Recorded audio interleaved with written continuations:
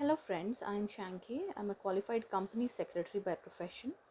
Welcome to my channel CS Shanky Hunter with the tagline Law is based on logic. Now, I hope you guys have understood what I wanted to convey, that every law is based on logic.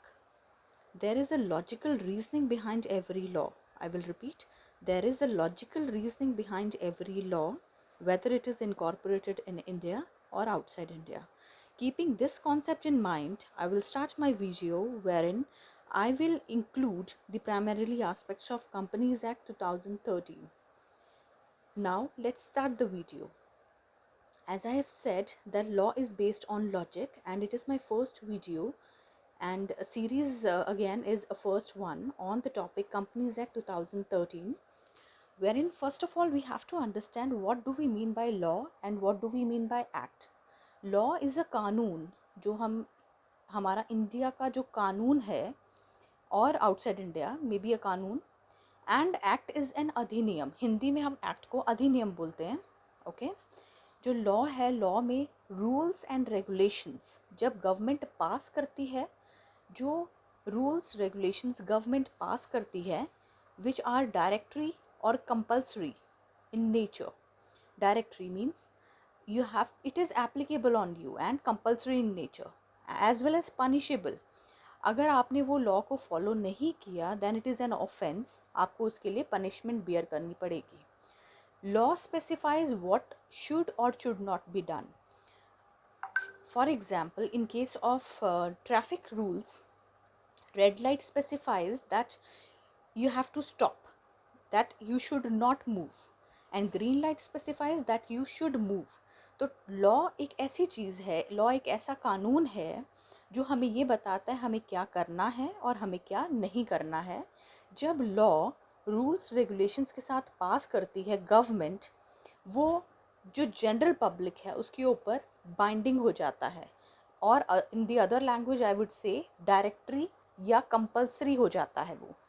तो अगर हम कहते हैं कोई law पास हुआ है, it means वो ऐसा एक कानून है जिस अगर आपने उसको फॉलो नहीं किया, जो भी उसमें टर्म्स हैं, फॉर एग्जांपल उसमें लिखा है करना है या उसमें लिखा है ये काम आपको नहीं करना है, अगर आपने उसके अगेंस्ट किया तो आपको punishable, it is a punishable offence. Okay and act is a different concept all together. जब एक लॉ, एक लेगिस्लेशन पार्लियामेंट में पास होता है इन ऑर्डर टू मेक और चेंज अ लॉ, तो वो एक्ट बन जाता है. फॉर एग्जाम्पल, कंपनीज एक्ट के केस में अगर हम कंसीडर करें, कंपनीज एक्ट के केस में how law becomes an act, it is specifically mention कि वो लोकसभा में जाएगा जो लॉ है, उसके बाद वो राज्यसभा में जाएगा, उसके बाद वो पास होगा पार्लियामेंट में विद प्रेसिडेंट असेंट. मतलब जो प्रेसिडेंट हैं इंडिया के, if I am talking about India, वो अपनी असेंट देंगे उसमें और वो पब्लिश होगा ऑफिशियल गैजेट में, तो वो जाके जो लॉ है वो एक्ट बन जाएगा. Okay so here it is clearly mention, it specifies why and how laws are enforced. जो लॉ है वो why and how laws are enforced, क्या रीज़न है उनका इन्फोर्स करने का, वो हमें एक्ट बताता है, दैट इज़ अधिनियम हमें बताता है. अब कंपनीज एक्ट 2013 के बारे में अगर हम बात करें, प्रेसिडेंट असेंट मिली थी 29 अगस्त 2013 में, एंड नेक्स्ट डे पब्लिश हुआ वो ऑफिशियल गैजेट में, दैट इज़ ऑन 30 अगस्त 2013. तो आप बोलोगे कि ऑफिशियल गैजेट क्या होता है. अब ऑफिशियल गैजेट इज़ भारत का राजपत्र, हम हिंदी में बोलते हैं, भारत का ये राजपत्र है. It is N authorised legal document of government of India. अगर गवर्नमेंट ने जनरल पब्लिक को कोई भी इंफॉर्मेशन देनी है तो वो ऑफिशियल गैजेट के थ्रू ही देता है. The other point is assessed free of cost by general public being available in the public domain. Okay, and it is regulated by Department of Printing, Department of Publication here, and its official website is here. I have given the description, and having its registered office in New Delhi. So basic as my topic concern is about the Companies Act 2013. मैंने आपको बताया कि जो भी act है वो law के ऊपर डिपेंडेंट है। पहले लॉ बनेगा, गवर्नमेंट उसको पास करेगी, डायरेक्टरी, कंपल्सरी, पनिशेबल होगा नेचर में, और जब लॉ को पारित कर दिया जाएगा पार्लियामेंट में with president's consent after Lok Sabha and Rajya Sabha approval, and जब लास्ट स्टेप में जब वो पब्लिश हो जाएगा ऑफिशियल गैजेट में, तो फिर वो एक एक्ट बन जाता है, law. Okay, now the other concept is what is companies act 2013। First of all, companies act 2013, India में कंपनीज एक्ट 2013 आने से पहले कंपनीज एक्ट 1956 भी था और at present also some of the provisions of Companies Act 1956 still in force।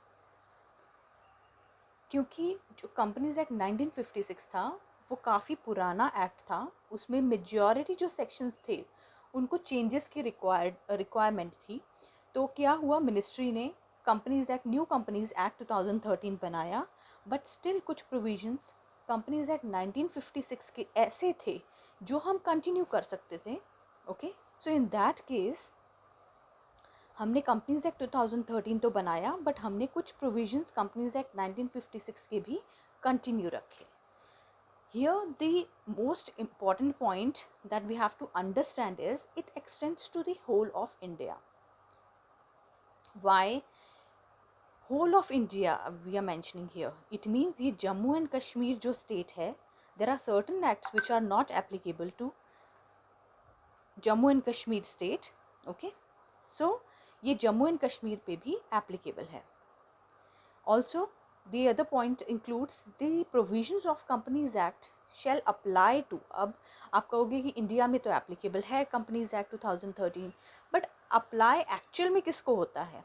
Companies incorporated under this act मतलब companies act 2013 और under any previous company law. Previous companies act या previous company law is 1956।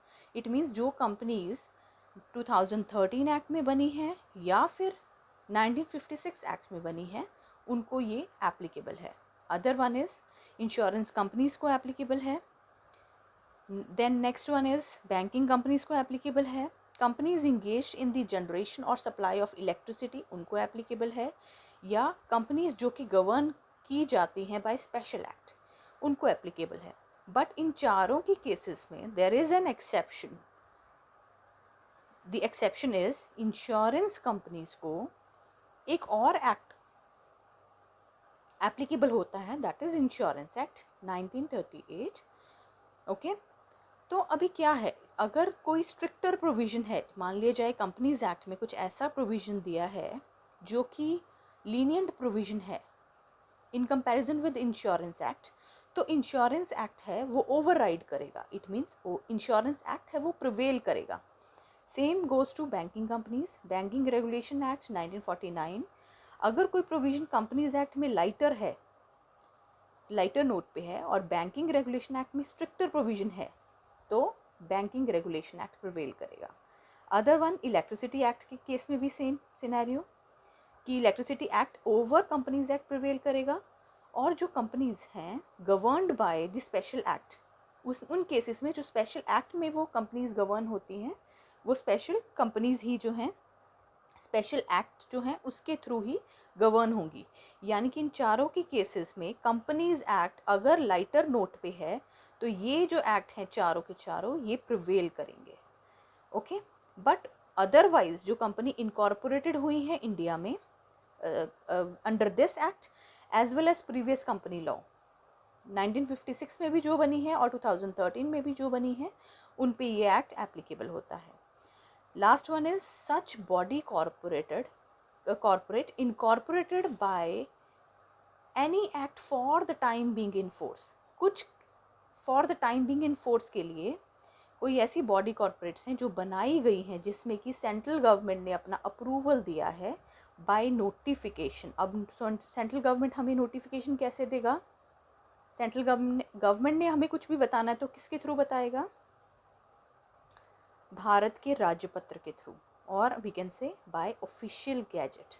Government ने अगर हमें कोई भी information देनी है, they will give it via official gazette, whether it is a notification, it is a regulation और anything related.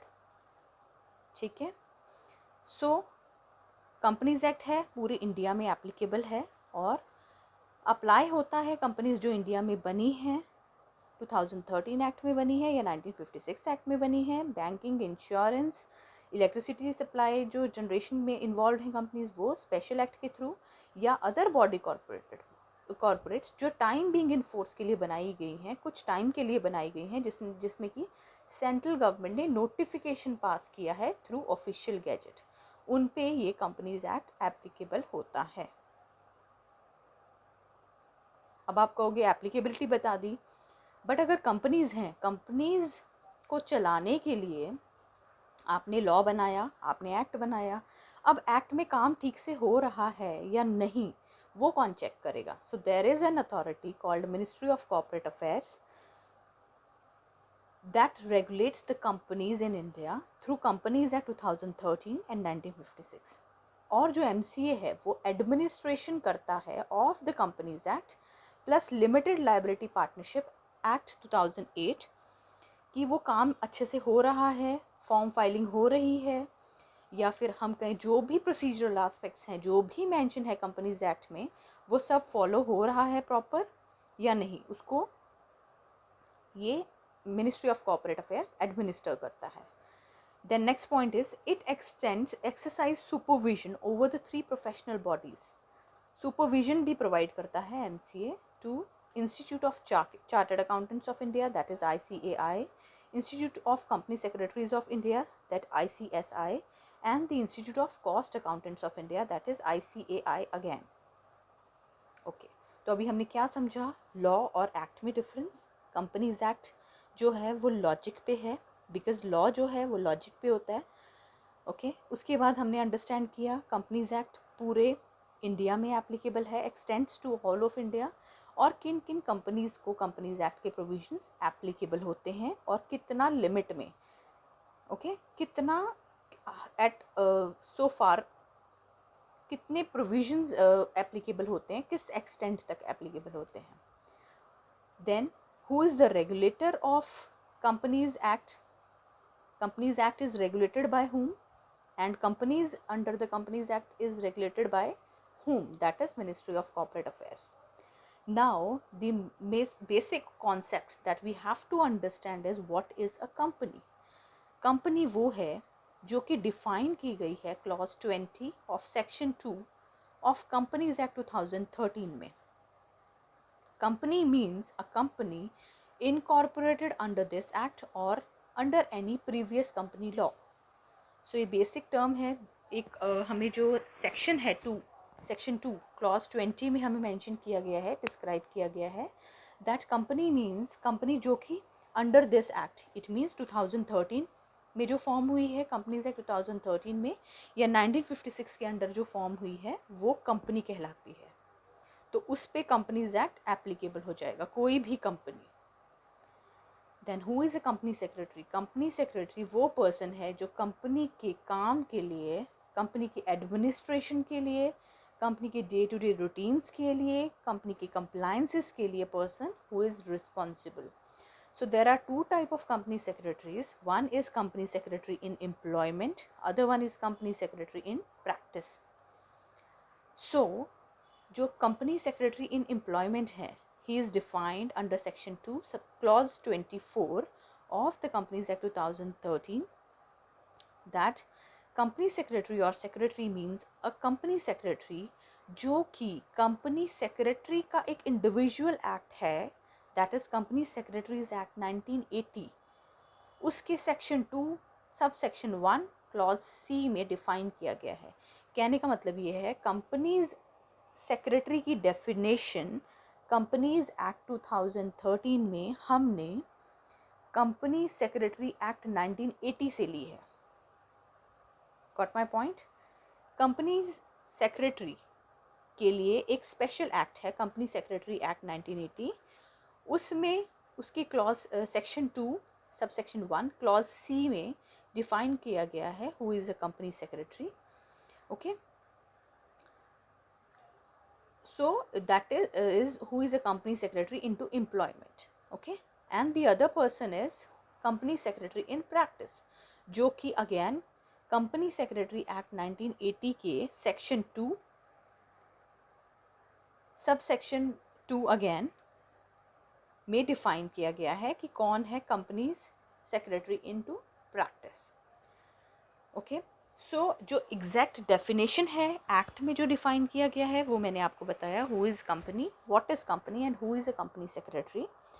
And for the detailed interpretation of what company is, how does it perform, what all are the features of the company, how a company secretary is involved in the all day to day as well as operational and I would say compliance aspects of a company, how a company secretary performs his job, so that we will discuss it in the next video. And I will go via section by section because it is my first series of Companies Act. So I really appreciate if you could please click if you could like, subscribe and click on the bell icon at the end of this video. And if you really find it informative, please do share as well.